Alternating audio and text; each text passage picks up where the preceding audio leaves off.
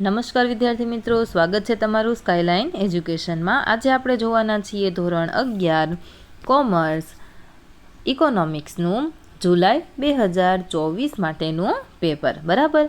એનું આજે આપણે સંપૂર્ણ સોલ્યુશન કરીશું। એમાં તમારો બીજો અને પહેલો બંને પાઠ છે।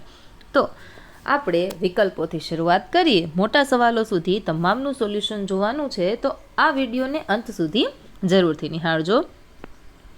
તો અહીં વિકલ્પો આપેલા છે। એમાં પહેલો વિકલ્પ છે સામાન્ય રીતે દેશ, વર્ષ, વરસાદ જેવી સ્વતંત્ર ચલ રાશિ કઈ ધરી ઉપર દર્શાવવામાં આવે છે? તો જવાબમાં આપણે લખીશું આડીધરી, બરાબર।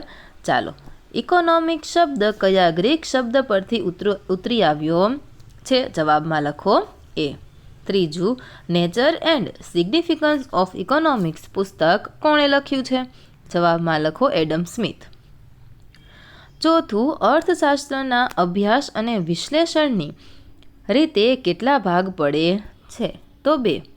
પાંચમું, કયા અર્થશાસ્ત્રીને અર્થશાસ્ત્રનો વૈજ્ઞાનિક ઢબે સ્વતંત્રપણે અભ્યાસ શરૂ કરવાનું બહુમાન મળ્યું છે? જવાબમાં લખો એડમ સ્મિથ। છઠ્ઠું, અર્થશાસ્ત્રને વાસ્તવવાદી વિજ્ઞાન તરીકે રજૂ કરનાર અર્થશાસ્ત્રી કોણ હતા? જવાબમાં આવશે રોબિન્સ। સાતમું, એડમ સ્મિથના મતે અર્થશાસ્ત્ર એટલે શું? તો એમાં આવશે સંપત્તિનું શાસ્ત્ર।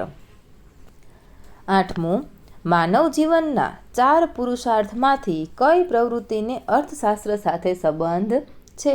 તો જવાબમાં આવશે અર્થ। નવમું, માનવ જીવન માટે વસ્તુ કેટલી ઉપયોગી છે તે બાબત વસ્તુનું કયું મૂલ્ય દર્શાવે છે? તો જવાબમાં આવશે ઉપયોગિતા મૂલ્ય।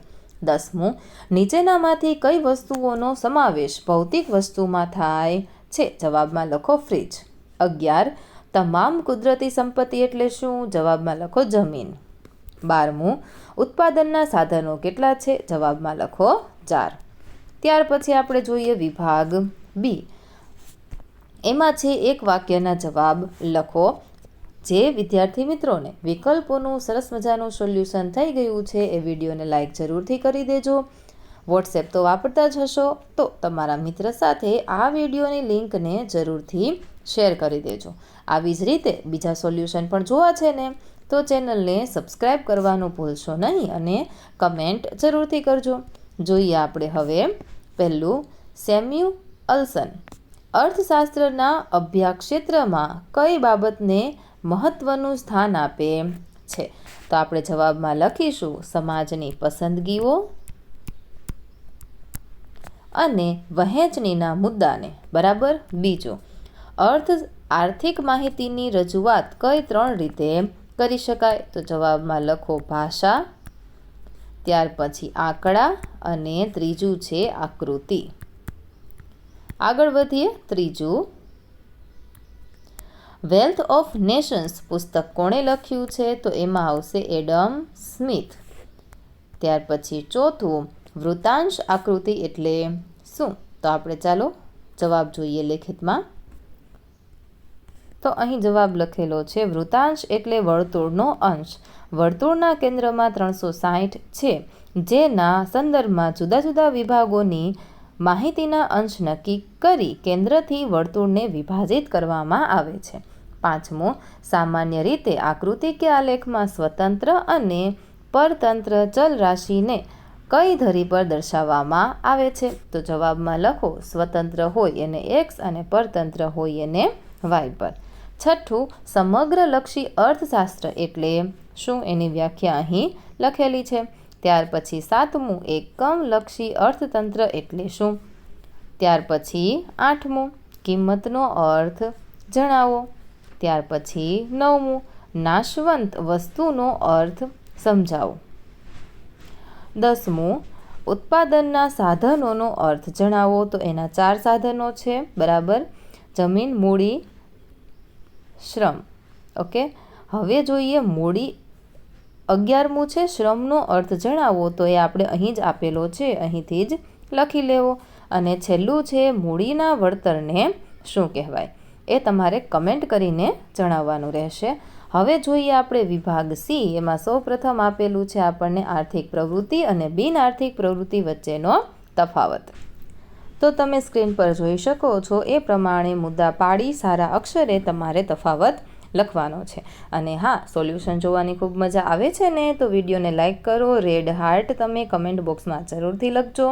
અને હા, આવી જ રીતે બીજા સોલ્યુશન જોવા માટે ચેનલને જરૂરથી સબસ્ક્રાઈબ કરજો. અને તમારે PDF ડાઉનલોડ કરવી છે ને, તો એના માટેની લિંક ડિસ્ક્રિપ્શન બોક્સની અંદર આપેલી છે, ત્યાંથી ડાઉનલોડ કરી શકો છો. હવે જોઈએ આપણે બીજો સવાલ. કૌટિલ્યના મતે અર્થશાસ્ત્ર એટલે શું? તો એનો જવાબ અહીં લખેલો છે. બરાબર સ્ક્રીનશોટ પાડી શકો છો અથવા તો વિડીયોને પોઝ કરી અને લખી શકો છો. ત્યાર પછી ત્રીજું, માર્શલની અર્થશાસ્ત્રની વ્યાખ્યા આપો. તો એનો જવાબ અહીં લખેલો છે. ઓકે, નિયોજકના લક્ષણો જણાવો.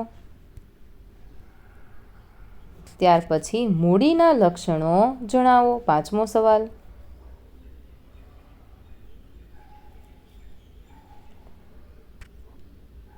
છઠ્ઠું, વ્યક્તિગત સંપત્તિ અને સામાજિક સંપત્તિનો અર્થ આપો. તો એનો જવાબ અહીં લખેલો છે. ઓકે, ત્યાર પછી આપણને આપેલું છે વિભાગ ડી અને વિભાગ ઈ. એના સોલ્યુશન આપણે આવતા વિડીયોમાં જોઈશું. તો વિડીયોને લાઇક, શેર અને ચેનલને સબસ્ક્રાઈબ કરવાનું ભૂલશો નહીં. તમારે વિભાગ ડી અને ઈના સોલ્યુશનની લિંક જોતી હોય તો તમે જરૂરથી કમેન્ટ બોક્સની અંદર કમેન્ટ કરી આપજો. આ વિડીયોને અંત સુધી જોવા માટે તમારો ખૂબ ખૂબ આભાર.